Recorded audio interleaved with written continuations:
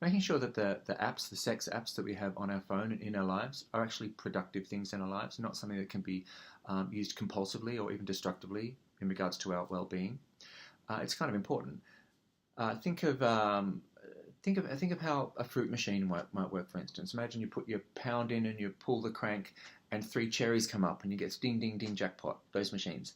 When that happens, you kind of get a dopamine rush in our brains, which make us feel good. It's the reward center of our brains going reward given, and it can feel really good. And so we can chase it. We can want to do that again. Put another pound in, pull the crank again, and hope that three cherries come up.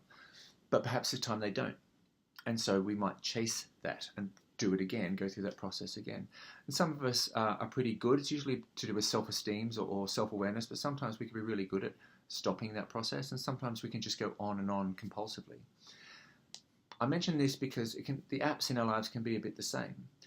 If we play our cards right, if we're lucky, if we write our profiles right, we might get lots of ding, ding, ding messages, ding, ding, ding compliments, ding, ding, ding invitations, ding, ding, ding compliments, affirmations, sexual affirmations, which, they can be addictive. We might not get a lot of them in our daily lives, perhaps. And so we can use these things compulsively. But it's down to luck a lot of the time. There is no right way to play this game to get the positive affirmation that we're seeking.